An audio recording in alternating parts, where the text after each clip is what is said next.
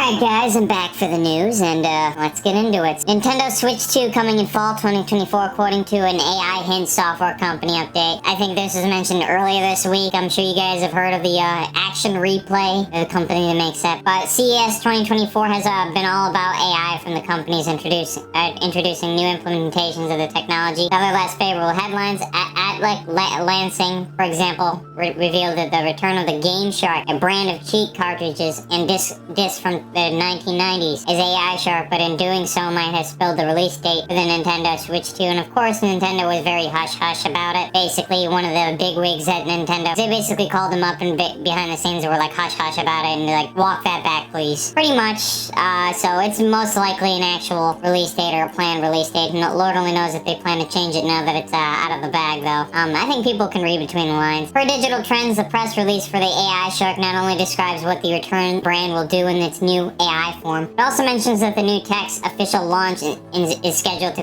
coincide with the Nintendo Switch 2 in September 2024. To be honest with you, in this all-online world where Nintendo's becoming more and more like PlayStation 5 and Xbox Series consoles, where you have DRM in every single one of your games, anti-cheat and stuff like that, it kind of baffles my mind that they actually allow third-party software like the Game Shark in these modern-day games. But Nintendo has not revealed any information about its new console as of writing this, so there is chances of merely speculation. Nintendo has not commented on the statement in the press release, but Alec Lansing has made a statement to Digital Trends which clarified that the September release month to a more general fall 2024 release window. We see a Switch 2 promotional video by the time before September, then September is looking like a likely date. For those curious, AI Shark will not focus on cheat codes as the previous Game Shark brand once had. I figured that was going to be the case, to be honest with you, based on my earlier, because everything's got DRM and it's anti-cheat, and Nintendo Switch is planning to go more online in the types of games that they make. As per the press release, the tech focuses on aiding individuals in improving their gameplay over time. I don't know how that's not cheating, but okay. The reveal also states that the AI Shark is tailored for casual gamers, and that it seamlessly integrates all-tech Lansing commitment to delivering unparalleled audio experiences and bringing superior levels of it. I'll have to get my hands on one of these things, to be honest with you. I don't know if I'll make a video on it, or if I get my hands on one of them, so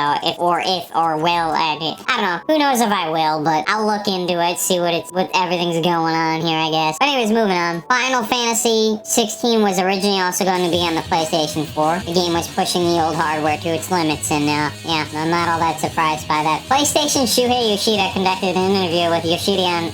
my mind right now is not, functioning. PlayStation Shuhei Yoshida conducted an interview with Yoshida on the AIAS Game Maker's Notebook YouTube channel about Final Fantasy 16's development. Yoshida said, expecting to have a multi-platform release on PlayStation 4 as well, and to some extent the assets were pushing the PlayStation 4 to its absolute limit. So, they're still making games for the PlayStation 4 even to this day. Kind of like the Xbox Series X and S are to the Xbox One, I guess, at this point, Xbox is getting a subscription model going, but they're just really trying to push these old hardware to the limit, I guess. If they can put it on the PlayStation 4, they're gonna put it on the PlayStation 4. They haven't retired that hardware yet, I guess. But it will be retro at some point, because at some point they won't be able to push that hardware any further. You continue, but in the end, the Final Fantasy series has a certain level of graphical fidelity expected of it, and when we tried to eliminate basically all loading on the PlayStation 4, there was a certain parts where having to reduce the quality to a point lower than Final Fantasy 15, I believe that is. Yeah, that would be a problem. Final Fantasy 16 is currently a console exclusive for PlayStation 5, and PC version is in development. Its first DLC, Echoes of the Fallen, was released last month, and the second DLC, The Rising Tide, is scheduled to come out sometime this year. Next up, we got a story from Ubisoft. Ubisoft wants you to become more comfortable with not owning your games. Shocker. Ubisoft envisions a consumer shift happening in gaming, similar to how streaming changes how people listen to music and watch movies. I feel like anything with you not having physical ownership of it is a disaster. Ubisoft has described its vision of the future of its rebranded subscription services Ubisoft Plus and how it expects to grow it if it can convince consumers to change their mindset towards playing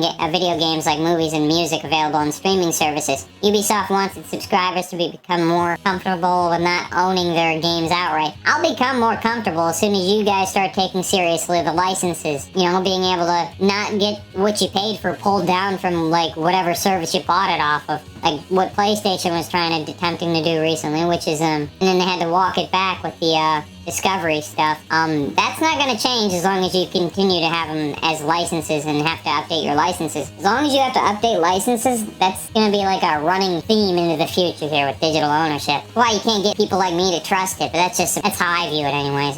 Law of all physical anime, bought and owned. Not stopping yet. Until they completely outlaw physical, I'm continuing to go straight down this tunnel, continue buying physical media, and got into DVD burning. I think I made my point. To each his own, but all digital feature is not my game. They'll drag me into a kicking or screaming, but not my thing. So I'm just, I guess, a convenience sake. But firmly added that one of the side benefits to this approach is that players would never lose progress, as their save games won't be deleted. You don't lose what you built in the game or your engagement with the game. So it's about feeling comfortable with not owning your game, he said. As I said, I'll never feel comfortable with that. And I think they're talking about the fact that you can have save data in the cloud now, so you can like bring it over to any device based on that. Ubisoft still expects physical game sales to be a major part of the industry, thank God, for the foreseeable future. And Ubisoft's overall goal is to allow its users to have an instant access to any of their games, similar to how streaming subscriptions like Netflix and Max work, when those services aren't dumping their original TV series and movies, that is. That last statement there. Oh God. Yeah, unless you're Best Buy and you're trying to get rid of physical discs in your store.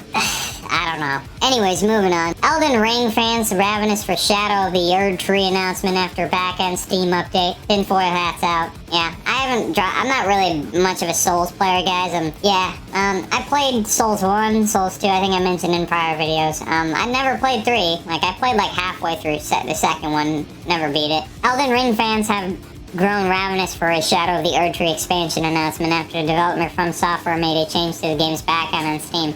Something maybe coming anytime soon. You would think sometime this year, or I think this year. Probably not next year. I think they've been talking about I've been seeing articles about it more and more, so that I think this year is probably going to be the year they get it. The Xbox user and Elden Ring YouTuber Ziostorm noticed that the changes on Steam's DB page for the Elden Ring, sharing an image of a new application added to the downloadable content section of Elden Ring's Steam page for the first time since launch. Yeah, I'm not saying it's 100% Shadow of the Erdtree, but there's a pretty good chance it is. Fans are similarly hopeful. Elsewhere online, announcements must be imminent. Joe Rad said on Reddit, definitely it's a matter of days now, or even less. Hector Savage replied, I don't know about a matter of days. Like, until I see like an official announcement or statement from the company itself, it's not that I don't believe them, I just put a grain of salt to them, you know what I mean? Like, this is likely gonna happen. When you see articles from reputable sources like, IGN, or what I'm on right now, and other places like GameSpot, they tend to be more reputable and they're likely gonna happen. But this update also adds fuel to the fire of a previous rumor as leaked collaboration between Elden Ring publisher Bandai Namco and accessory creator Thrustmaster also suggested a February release of Shadow of the Erdtree. That being said, it is not the first time Elden Ring fans have grown a bit out of hand anticipating an announcement after growing incredibly confident about a reveal at the Game Awards 2023. Yeah, well, these fans are starting to experience the same symptoms as GTA 6 crowd was. A little too ravenous. I don't take things at gospel when I see it. I'm a very laissez-faire person when it comes to news articles and stuff like that. But I do follow the grains of rice, and when the grains of rice start to pile up and things start to make sense, collaging together, then I really start to think something's gonna happen. And likely I will say this. I could be wrong saying this, but seeing as I've been seeing nothing but articles on Erdtree expansion, I believe it's coming out this year, especially when you see devs starting to work on the back end. It's been a thing. It's been floating around articles for a while here. I'm just gonna say it's probably gonna come out this year. So, Shadow of the Erdtree. Will it be in the next 3 months? I have no idea. I think it'll be out by the end of 2024 though. Rumored Halo Battle Royale project seemingly cancelled. The project has never been officially revealed. Yeah, this is at Tatanka. A Halo Battle Royale game has been rumored for a while, and now it has seemingly cancelled despite having never been officially revealed.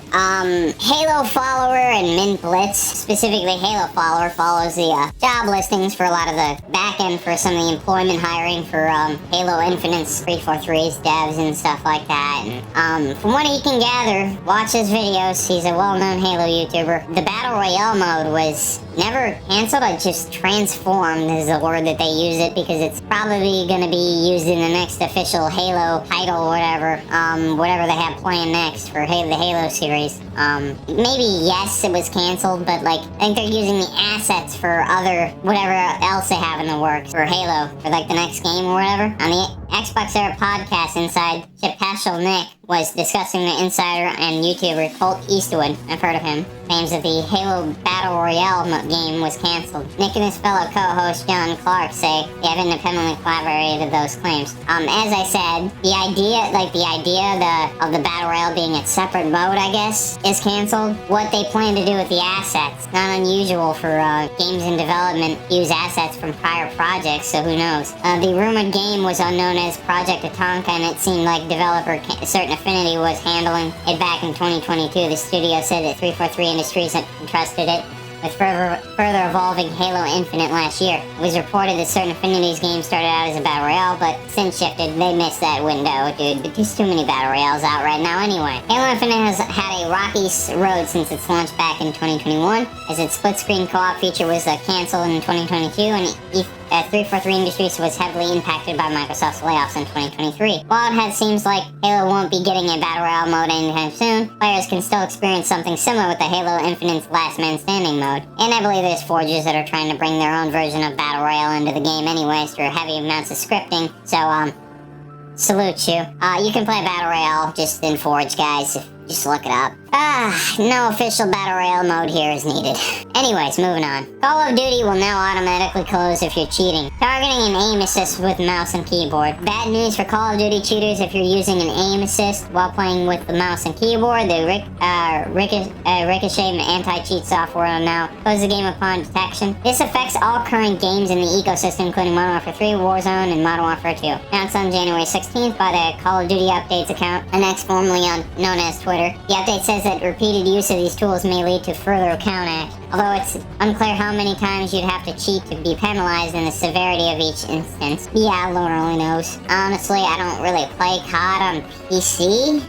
This new anti-cheat method is merely the latest iteration of the Ricochet fight against aimbotters. Yeah, they're a problem. Back in November of last year, Activision promised a stronger and faster process to counter cheaters. This encompassed the use of machine learning as well as a system called Splat, where players will lose their parachutes and crash down onto the map to their deaths if Ricochet detects malicious activity. That's an interesting way of combating cheating, using in-game systems to punish players, but that's funny. As of December 22nd, Ricochet deployed new machine learning detections while Splat was activated over 2,000 times since launch. Moreover, over 23,000 accounts were banned for cheating since November 12th, as Call of Duty Modern Warfare 3 gears up for the Season 3 Reloaded update. It seems cheaters will have a hard time getting perfect kill streaks without any skill. Yeah, well, let's learn like everybody else, I guess. May not be the best player in the beginning, but effort, man. Continue grinding. You'll get there eventually. That's how I learned. Alright guys, that's it for me. Any news I don't get here, I'll post in my next video, and I'll see you guys later. Peace. Check out both my Twitter for news I don't get in vid form. I also upload on TikTok and Instagram.